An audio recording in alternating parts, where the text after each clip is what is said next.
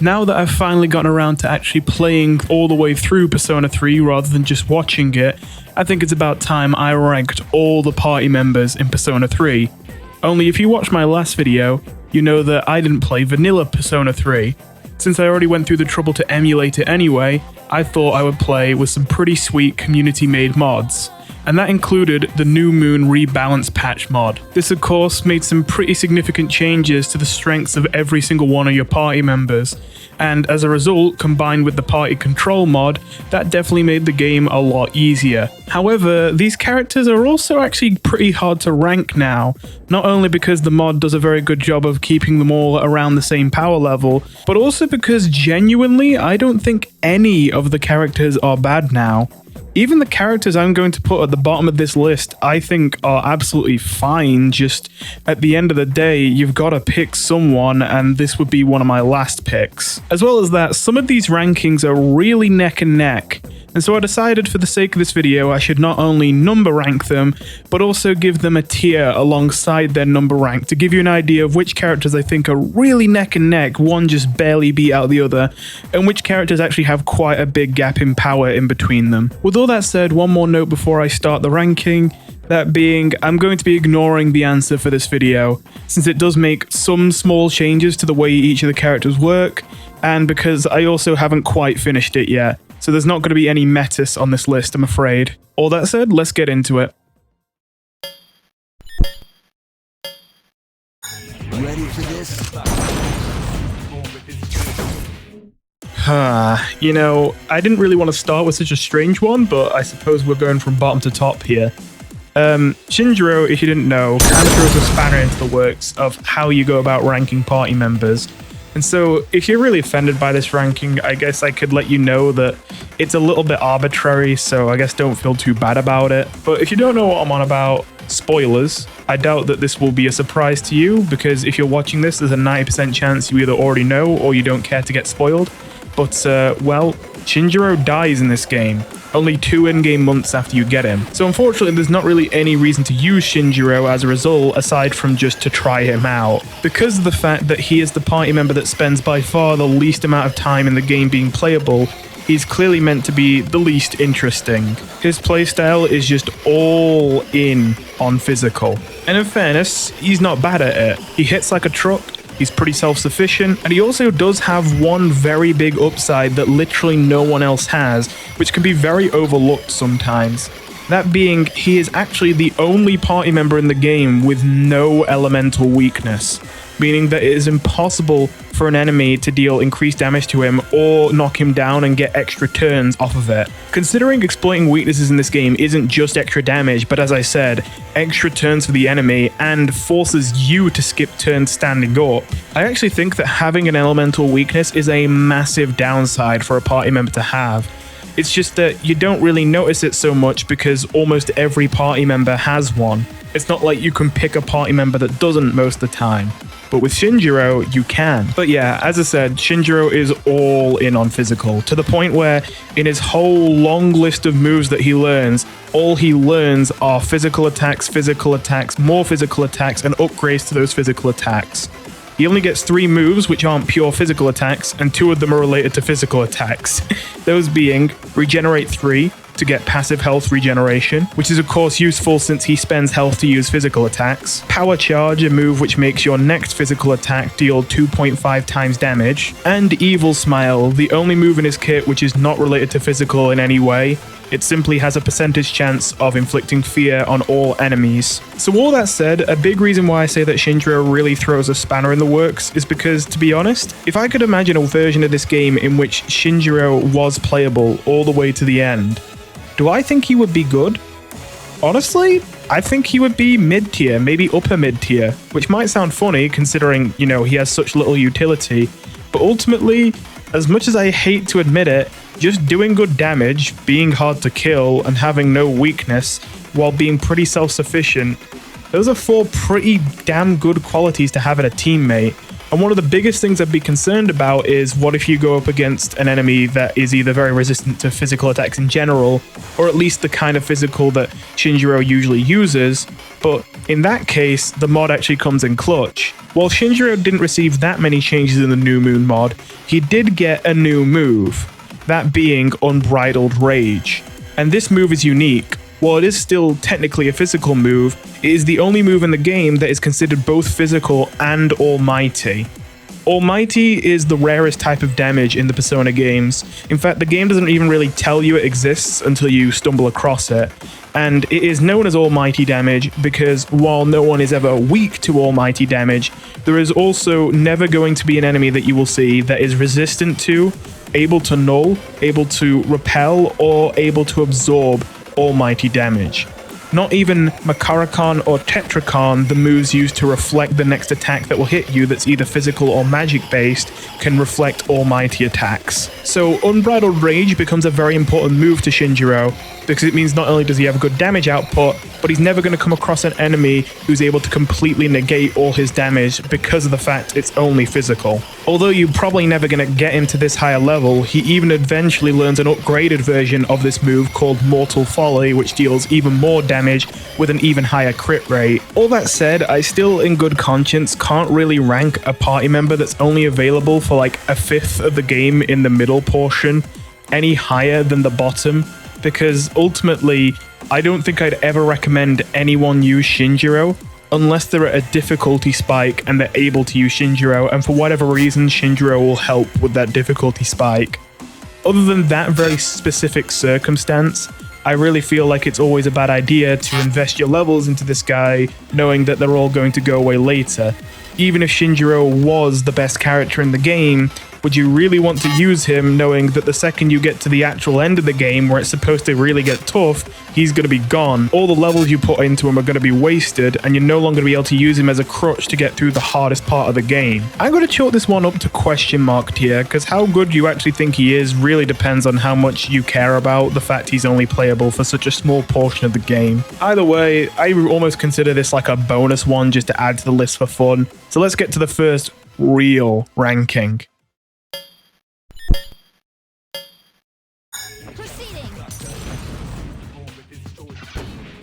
I have a feeling that this is going to be one of the spicier takes in this list. I think that Aegis is C tier, and ultimately that makes her the worst party member in this mod out of the ones that are actually there for the whole game. And yes, I really do think they made all the party members so much more effective that even the worst one is still one that I would put at C tier, of like average quality. In fact, early on in my considerations for this list, Aegis was much higher. In fact, she was number 3 on the list on my first revision of this list. That being said, the further I got through the game and the more I played, the more I realized she does look good on paper, but in battle, I just found her to be disappointing compared to the competition. You see, she's another all-physical party member who wields guns that deal pierce-type damage with overall pretty average stats in both damage and accuracy. But unlike Shinjiro, she at least has access to a lot of buffs to compensate for that shortcoming. Early on, she gets Maraku Kaja to provide a defense boost to her entire team, and Day Kaja to negate all buffs on all enemies, which isn't all that impressive, but she does later go on to learn Heat Riser, one of the strongest buffs in Persona, combining the attack buff of Taru Kaja, the defense boost of Raku Kaja, and the evasion and hit chance boost of Suku Kaja into one spell, at the cost of needing more SP and only being single target with no multi-targeting version of that spell. More importantly though, she does have her brand new ability in the New Moon mod, Goddess Shield, providing a Maraku Kaja and Mataru Kaja bundled into one move. Well, that all sounds great, so how does it fall apart? Well, to start, despite being the only permanent party member to go all in on physical, she doesn't actually deal all that much damage with it, unfortunately. Aegis's highest stat is by far her endurance, not her strength, unfortunately. And that means she just can't match the damage output or agility of a lot of other characters that you have. And while tankiness is nice to have, ultimately it isn't all that useful compared to pure damage output, unless it's on your main healer or Makoto himself. As long as you're in like the mid game or later, you probably have access to one of the recalm spells, the types of spells which allow you to bring people back from the dead. And as a result, one of your party members dying starts to become much less of a downside, because you simply use recalm and get them back up. It's still a setback because you have to spend a turn doing that, but it's not really a big cost. It's only significant if the person you lost was your main healer, and so you have to go a turn or two with no healing, or if it was your main character, Makoto, and then the game just ends on the spot. Not to mention, aside from all that, your other options for physical heavy damage dealers, while not being as high on the endurance, do have regeneration passives to heal over time without any outside help, which Aegis doesn't. Credit where it's due, that may have been because late into the game, Aegis suddenly learns Dia Rahan so she can heal herself, and she also learns Samaricom to bring people back from the dead. But honestly, with how many characters there are in this game that aren't explicitly healers but have access to single target healing as a bonus, that hardly even seems noteworthy anymore. If you didn't realize, even though Dia Rahan is a guaranteed full heal, which sounds very powerful on paper, in a lot of the Persona games, single target heals, while nice to have, aren't really that strong. Simply put, you're almost always going to need to heal all of your party at once, so unless you got Dia Rahan for a full heal on the entire party, yeah, you're probably not going to be able to actually keep on top of the healing for everyone, even if your heal is a guaranteed full heal. With all that said, you might have thought that she would still be useful to simply act as a buff bot, but unfortunately, she wasn't really, in my experience. While buffs and debuffs are insanely important to playing the Persona and SMT games correctly, everything Aegis brought to the table was simply outclassed by other party members. While it is true that 6 of the main buff/debuff moves in the game, at least the base ones and their variations, are all very valuable, all party members have access to at least one of these moves anyway. And if I had to pick a worst out of the 6 options, it would have to be Rakukaja, the defense buff, and it's the one that Aegis gets saddled with. Now, Heat Riser is more valuable, but unfortunately, I don't think it really works great in this mod. When I can easily get accessories and equipment to grant Auto Tarukaja and Auto Sukukaja, or even Auto Rakukaja, and every one of my teammates already has some kind of buff to provide a buff like that to everyone in the entire team at once, and I'm going to be using those buffs a lot, it's very rare that Aegis has a good target for Heat Riser who hasn't already received a single attack, defense, or evasion buff. And that only leaves Goddess Shield as our only truly valuable buff. Don't get me wrong, it is valuable. I consider Matarukaja to be the most valuable out of the 6 vanilla buff moves in the game, so a Matarukaja with extra bonuses certainly isn't a bad move. But there's already another party member coming later down this list who already gets a new move that acts as an upgraded Matarukaja, and I think theirs far surpasses the effectiveness of Goddess Shield. Not to mention that Goddess Shield kind of does 2 things at the same time that you're rarely going to want both at once.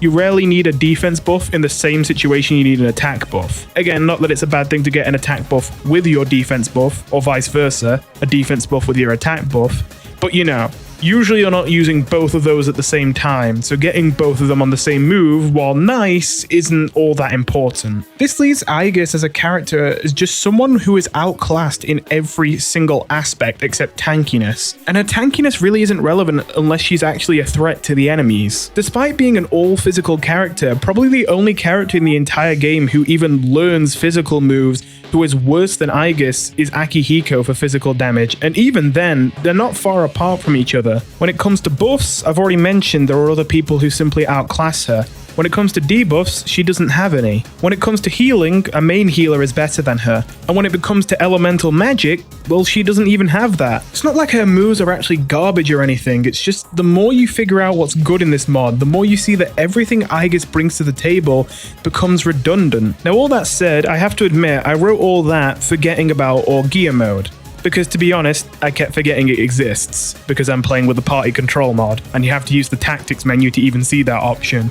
So I did try playing with Orgia mode for a bit and see if I liked it. And don't get me wrong, I think Orgia mode is somewhat helpful for Aegis. If you don't know about Orgia mode is Aegis' biggest gimmick. It's like something completely unique to her that you can activate in the tactics menu, which temporarily makes her stronger and makes all of her moves cost 0 health and 0 SP. However, after I think it's 3 turns every time, she will overheat, she will start taking massively increased damage, she'll no longer be able to dodge, and she'll miss like 3 turns in a row. So don't get me wrong, Orgia mode is nice and all if you're low on SP or health, especially if you're just going through Tartarus and you want to conserve that kind of thing and you just start using it. But ultimately, I don't think it's very important because I only really use it to conserve SP and health. In actual boss fights, which are most of the difficulty spikes in the game, I actually find it near useless. Unless I already know for sure that the enemy is going to be dead before Aegis overheats, the penalty from the overheat is so severe that it basically guarantees Aegis will die and skip like 3 turns in a row. So as a result, it's like, why bother? Orgia mode is basically unusable unless you know that the fight is going to end before the overheat kicks in. And don't get me wrong, again, for normal encounters just in Tartarus, that's fine, but for longer boss fights that are actually supposed to be the hard parts of the game, that makes Orgia mode near useless.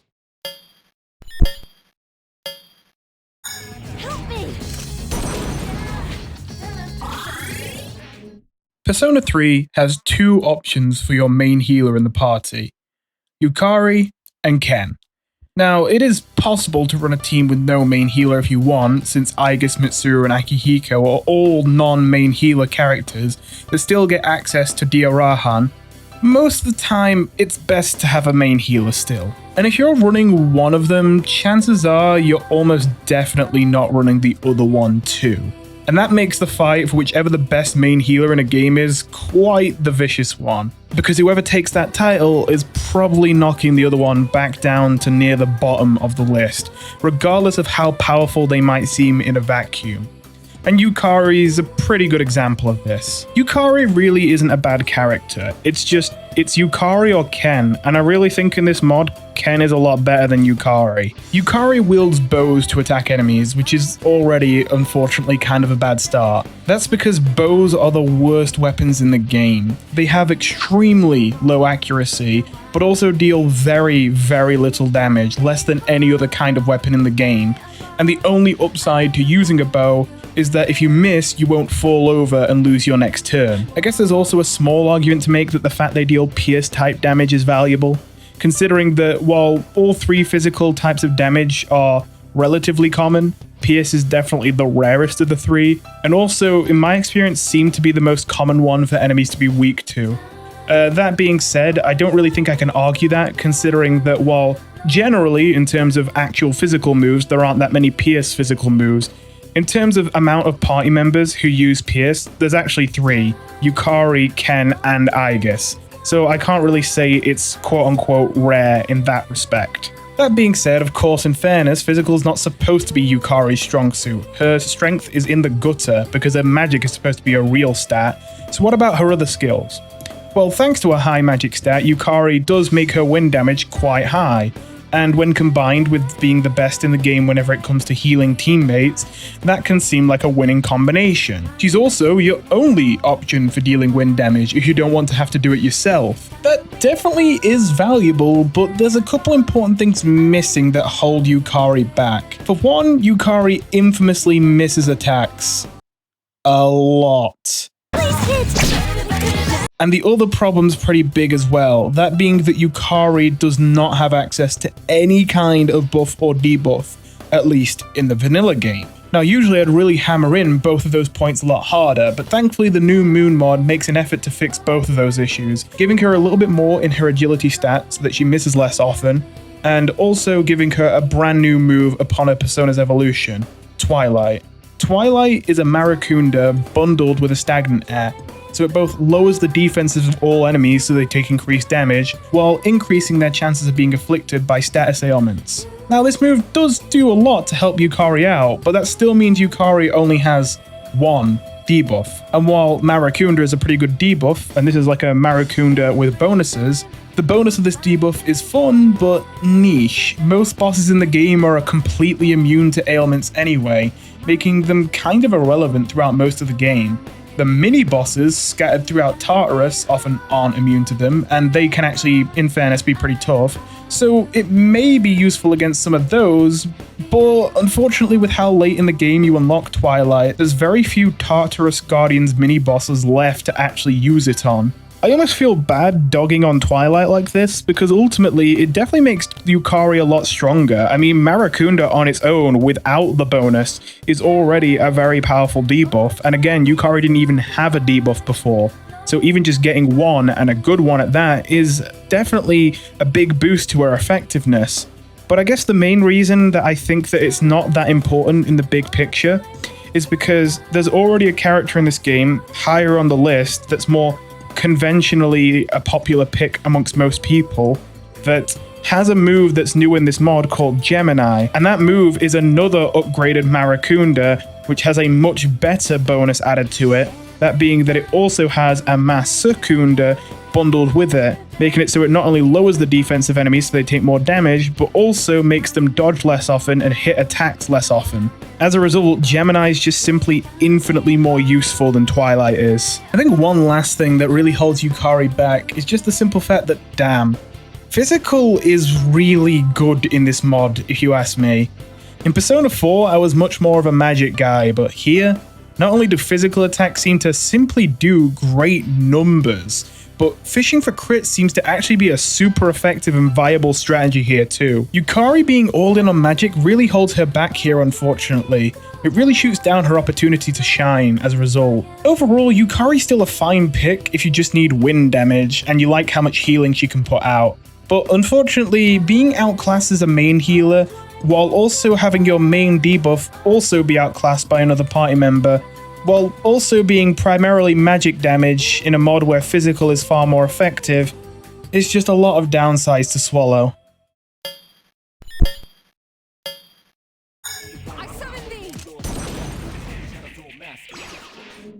It feels a little bit wrong to put Mitsuru on the bottom half of this list sometimes, even if it is just barely.